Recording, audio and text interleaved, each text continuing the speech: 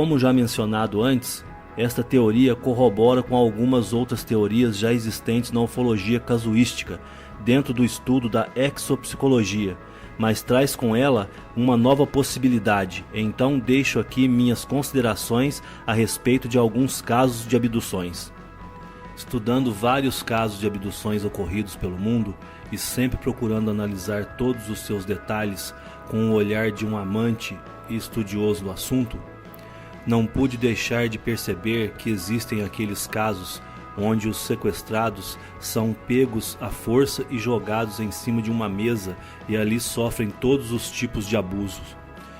Neste processo são entubados, espetados por agulhas e feito então a coleta de materiais biológicos para estudos e até mesmo para um programa de reprodução híbrida. E mesmo se queixando de dores são ignorados, e seus raptores continuam as experiências e só param quando conseguem tudo que vieram buscar, demonstrando assim total insensibilidade e muitas vezes causando danos permanentes à saúde física e mental naqueles que vierem a se tornar cobaias em seus experimentos genéticos, podendo até mesmo levá-los à morte ou causar graves danos psicológicos irreversíveis nas vítimas. Dois bons exemplos seriam o caso do estudante de medicina Fernando, abduzido por seres de aparência reptiliana em Joinville, Santa Catarina, que com uma sessão de hipnose se lembrou de tudo o que sofrera nas mãos daquelas criaturas, que por sorte nada mais sofreu do que o trauma da lembrança. E Luiz Barroso Fernandes, no município de Quixadá, no sertão do Ceará, que logo após a sua abdução apresentou uma estranha doença degenerativa que o levou à morte.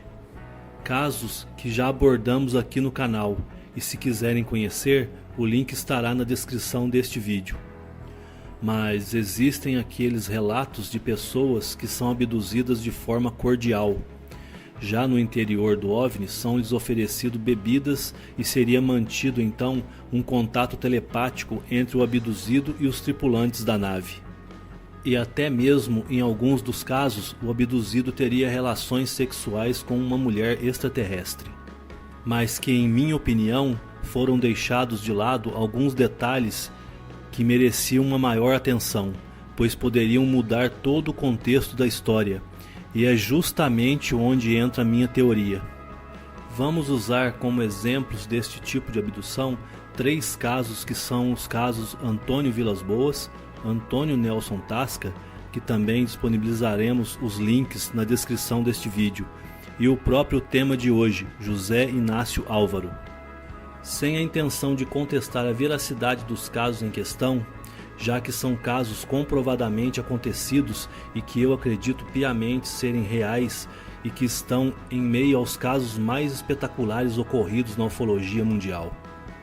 Essas abduções são fatos realmente incontestáveis, mas pelo que pude perceber, acredito que uma grande parte do que essas pessoas relataram não aconteceu realmente.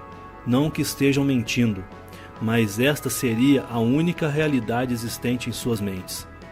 Os relatos dessas pessoas foram feitos a partir de uma falsa realidade criada em suas mentes, por efeito de algum tipo de droga que o abduzido pode ter ingerido através de alguma bebida a eles oferecido, ou mesmo inalado sem que a menos pudesse perceber, e combinado com o uso da indução hipnótica, que enquanto estariam por sobre uma mesa gelada de algum tipo de material metálico, entubados e com agulhas introduzidas em seus corpos, sendo estudados como cobaias e tendo todo tipo de material genético coletado como sangue, amostras de unha, pele e cabelos. Uma falsa relação sexual entre o abduzido e uma extraterrestre seria ocasionado em sua mente, para que então a cobaia se mantivesse serena e assim pudessem realizar suas experiências tranquilamente e de forma que facilitasse também a coleta do sêmen. Mas por estarem sob sono profundo e controle mental através da telepatia por essas criaturas, não conhecem a realidade ocorrida naquele período em que estiveram nas mãos de seus raptores. E esta falsa realidade se fixaria em seus subconscientes, tornando-se real para os abduzidos. Então, esta seria a única lembrança que teriam em suas mentes, porque não vivenciaram nada do que realmente aconteceu, pois sob controle mental permaneciam em um sono profundo. Até mesmo com sessões de hipnose, eles continuam acreditando que os fatos em suas lembranças realmente aconteceram, pois estavam inconscientes durante todo o tempo, e como não puderam ver nada do que lhes aconteceu, não teriam nada para se lembrar além da realidade criada em suas mentes. Então, para eles, esta seria a única e verdadeira realidade. Vamos começar pela ordem citada, os detalhes que nos levam a crer que houve o uso da hipnose criando uma realidade alternativa nesses casos. Antônio Nelson Tasca seria o principal caso com o maior número de evidências do uso da hipnose para criar um tipo de barreira mental no abduzido. Após ser apanhado pelo raio trator e puxado, ao aproximar-se da nave, perde os sentidos. Ao despertar, não conseguia se mexer, tinha dificuldades para respirar e sentia tanto frio que passou a não sentir seu próprio corpo. E isso já poderia ser efeito por inalação de algum gás alucinógeno ou coisa do tipo, em combinação com uma situação criada em sua mente através da telepatia. Porque só quando ele começou a chorar achando que estaria condenado à morte preso dentro de um caixão é que tudo começou a voltar à normalidade, pois ali foi a confirmação de que já tinha o seu controle mental. Pois tudo isso já teria sido criado em sua mente e com a reação veio a confirmação. E daí por diante, tudo que ele vivenciou foi construído em sua mente através de um tipo de hipnose conduzida por telepatia. Talvez seja por isso que Tasca sentiu uma grande confusão mental mencionado por ele mesmo a alienígena em sua mente. E repentinamente fizeram com que ele sentisse um forte desejo sexual pela extraterrestre, e foi desta mesma forma também que gravaram a tal mensagem em sua mente, deixando a missão para que ele a transmitisse ao povo da Terra. As duas bebidas ingeridas por Tasca pouco antes da suposta relação sexual com Kabbalah, a alienígena imaginária, poderia ser algo que gradativamente iria cortando o efeito duradouro da droga a qual ele estaria sob efeito, já que quando lhe foram oferecidas, estaria bem próximo do momento de seu retorno, pois pelo que lhe foi falado, tinha o momento exato para que ele pudesse ser deixado de volta e não fosse entregue muito longe de onde foi abduzido.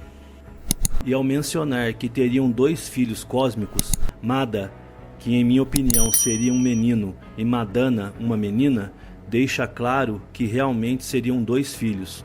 Mas tudo seria feito em laboratório, pois explicitamente foi dito não só que seriam 2 filhos, mas que já estariam programados para que fossem um menino de nome Mada e uma menina, Madana, antes mesmo da concepção.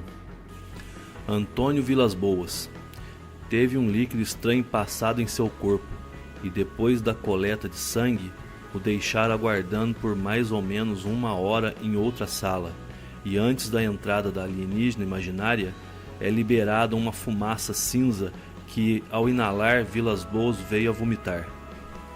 De repente, sem explicação, passou a sentir uma atração sexual incontrolável pela extraterrestre, e então teve uma breve relação com ela.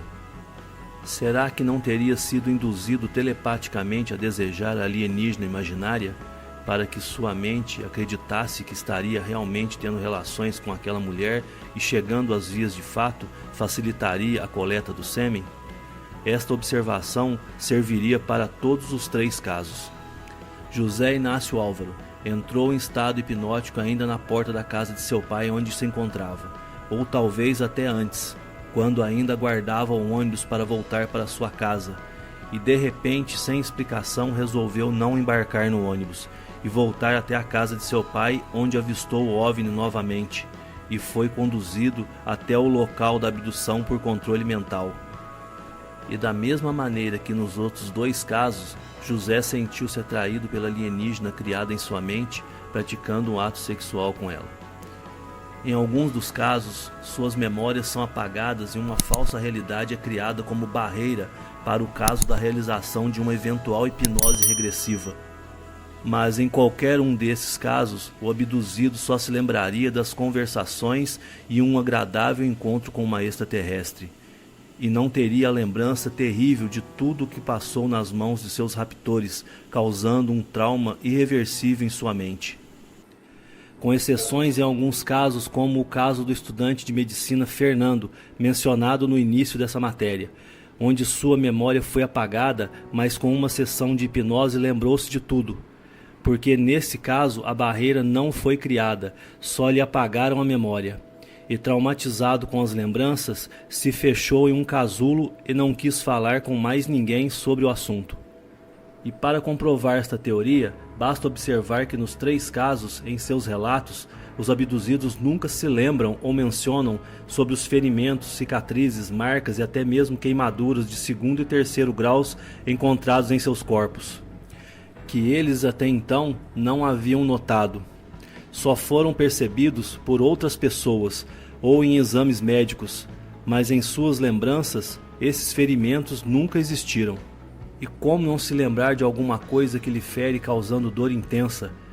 Se estivessem acordado o tempo todo como foi relatado, com certeza se lembrariam o que havia lhes causado aquelas feridas, pois nunca esqueceriam o trauma da dor daqueles ferimentos. Mas como existem casos como o de Fernando, onde o abduzido é tratado com extrema brutalidade, acredito que existam alguns casos de abduções onde o abduzido é tratado de forma consciente e cordial. Mas para chegar a uma conclusão definitiva, teríamos que estudar minuciosamente todos os detalhes caso a caso. Realmente existe um programa de hibridização humano-extraterrestre que está em plena execução, mas creio que tudo é feito em laboratórios, pois o contato direto entre as duas espécimes está longe de acontecer. Vivemos em biosferas com microbiologias completamente diferentes, e como todos nós sabemos, existem milhares de micro-organismos e parasitas que vivem em nosso corpo que não nos afetam, pois criamos defesas contra eles com o passar do tempo. Assim como estes seres também criaram suas defesas imunológicas para o tipo de parasitas e micro-organismos do ambiente onde vivem. Por isso, quando vistos aqui em nosso planeta, estão sempre usando trajes que cobrem todo o seu corpo, protegendo-os para que não se contaminem. Então seria feita uma descontaminação dentro da nave antes que tirassem seus trajes, para que não levassem estes parasitas para seu ambiente, porque isso poderia ter efeitos catastróficos, e assim como deixar também estes micro-organismos estranhos que eles carregam com eles por aqui. Pois tanto nós como eles não teríamos as defesas em nossos organismos para combater as doenças que iriam surgir. E não saberíamos calcular quais as proporções de um evento como esse, e acredito que eles saibam disso como ninguém. Então acho que uma relação com troca de fluidos entre um humano e uma extraterrestre nunca seria permitido por eles em hipótese alguma, pois os riscos seriam muito grandes e o preço a se pagar até mesmo, quem sabe, a extinção de uma raça.